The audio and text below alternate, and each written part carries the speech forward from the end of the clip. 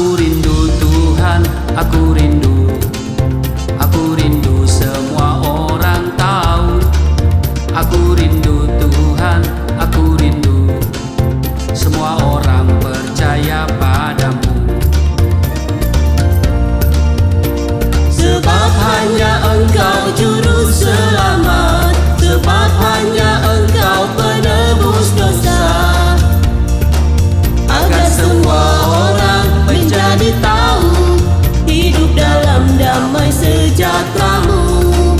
Agar semua orang tidak binasa, dapat masuk kerajaan surga.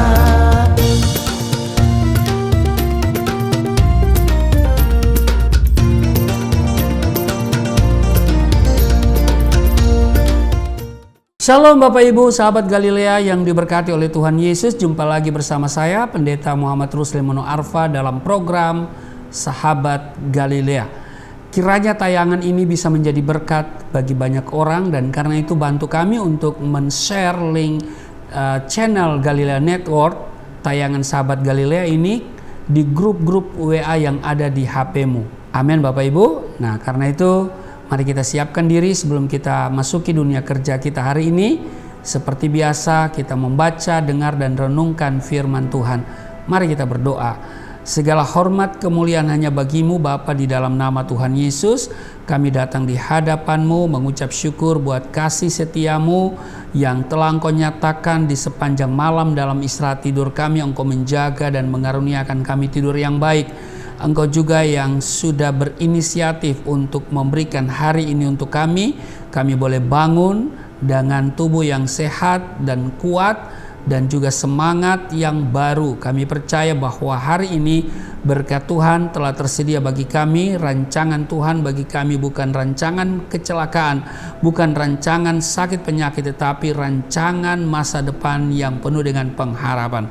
Itu sebabnya kami datang, kami bawa seluruh hidup kami mau dibentuk oleh Tuhan seturut kehendak-Mu dalam kebenaran firman-Mu. Urapi kami semua, juga urapi hamba-Mu di dalam nama Tuhan Yesus. Haleluya, amin.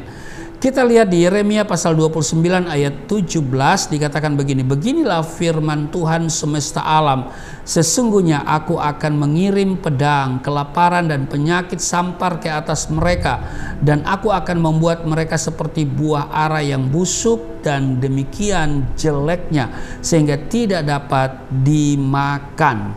Nah Bapak Ibu, sahabat Galilea yang diberkati oleh Tuhan Yesus, di pemandangan mata Tuhan tidak ada yang namanya dosa besar, dosa sedang, atau dosa kecil. Dosa tetaplah dosa, dan upah dosa adalah maut. Tuhan sangat membenci dosa. Saudara, Tuhan sangat membenci dosa, tetapi sangat mengasihi orang berdosa. Ya kan? Jadi tidak ada klasifikasi dosa. Dosa besar, dosa kecil, atau dosa sedang, itu sama. Ya, setiap pelanggaran sudah sangat jelas ada konsekuensi, yaitu hukuman. Tuhan berkali-kali memperingatkan umatnya agar tidak berbuat dosa atau melanggar apa yang difirmankannya. Tapi pada kenyataannya sejak dari zaman dahulu hingga detik hari ini, masih saja ada orang yang menganggap remeh perintah Tuhan ini dan tetap saja hidup dalam ketidaktaatan alias hidup di dalam dosa. Padahal sangat jelas dinyatakan, misalnya di Ibrani pasalnya yang kedua ayat 2, setiap pelanggaran dan ketidaktaatan mendapat balasan yang setimpal. Ibrani 2 ayat 2. Nah, banyak orang seringkali mengabaikan pelanggaran-pelanggaran kecil atau menganggap sepele hal-hal yang kecil. Padahal ada dampak yang besar dari setiap pelanggaran. Contoh, Akan, saudara tahu Akan? Ya, Akan ini mencuri barang, ya, rampasan yang diangkut dari Yeriko. Padahal ia tahu Tuhan berfirman bahwa barang rampasan dari kota itu tidak boleh disentuh atau dimiliki oleh siapapun. Jika ada yang melanggar, pasti dan pasti akan dihukum mati. Meski sudah diperingatkan dengan keras, akan tetap saja mengingini barang jarahan tersebut. Timbul sifat serakah sehingga ia berani ambil resiko, yaitu apa? Mencuri jarahan itu. Mungkin akan berpikir tidak ada seorang pun tahu apa yang telah diperbuatnya, sehingga ia dapat menikmati hasil curiannya dengan bebas. Ia pun tidak mengira bahwa akibat dari pelanggaran itu seluruh bangsa Israel ikut menanggung akibatnya, yaitu kalah dari bangsa Ai yang notabene adalah bangsa yang jauh lebih lemah dari bangsa Israel. Akhirnya kalau kita baca di Yosua pasal 7, Akan dan keluarganya harus mengalami penghukuman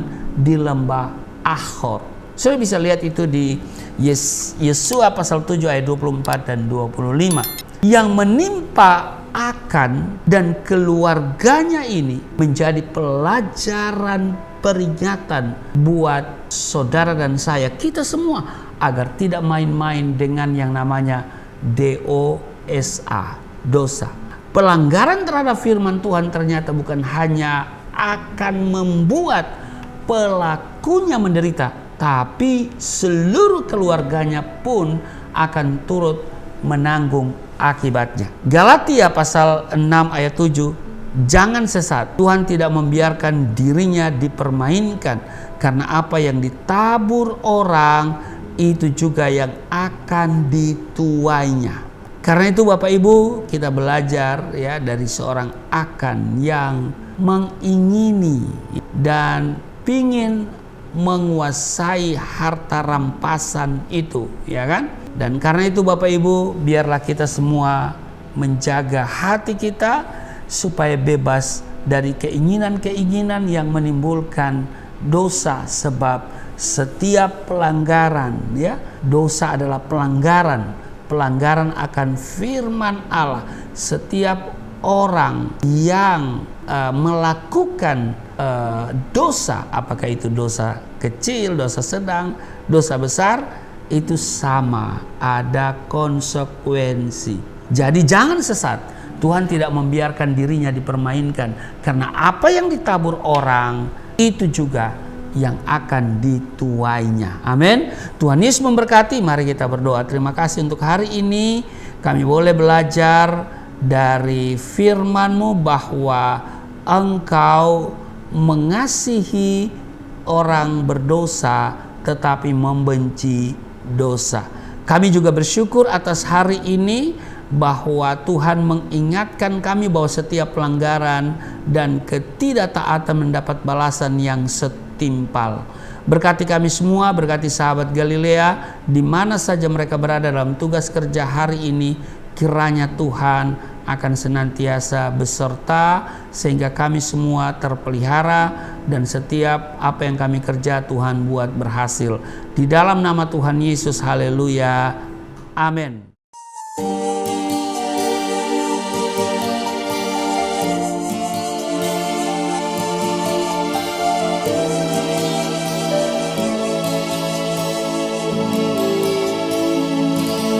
Bapa kami yang di surga,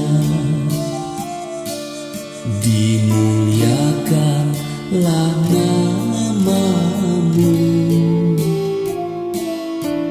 Datanglah kerajaan, jadilah kehendak-Mu di bumi seperti di surga.